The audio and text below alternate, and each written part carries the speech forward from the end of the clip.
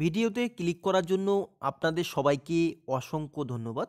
রাজ্য সরকারের তরফ থেকে আবারও নতুন করে ওয়েবেল টেকনোলজি লিমিটেডের ওয়েবসাইটে নতুন পিডিএফ পাবলিশ করেছে এবং এখানে কিন্তু 2854টি নাম বেরিয়েছে এবং সেখানে ডেট অফ বার্থ উল্লেখ করা আছে।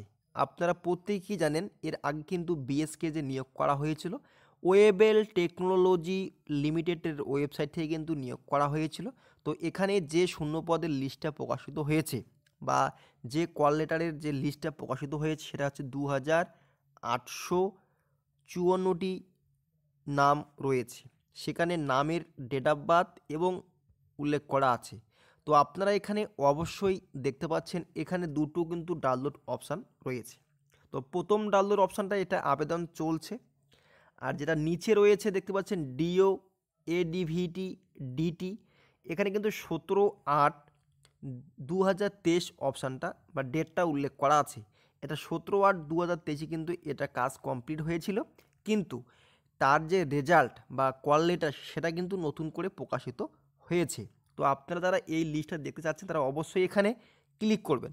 এখানে ক্লিক করলে কিন্তু আপনারা দেখতে পারবেন নতুন করে একটা লিস্ট কিন্তু এখানে প্রকাশিত হবে। এখানে অবশ্যই আপনারা দেখতে পাচ্ছেন এই লিস্টে কিন্তু আপনারা দেখতে পাচ্ছেন ID number, name, date of birth.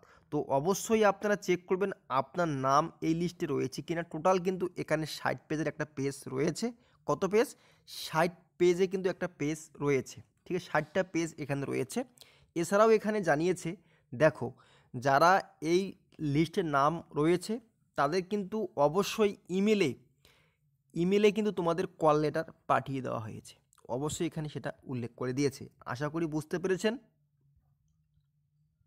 তাহলে ওয়েবেলের মাধ্যমে আবারও নতুন করে ডাটা এন্ট্রি অপারেটর পদে নিয়োগ হয়ে গেল।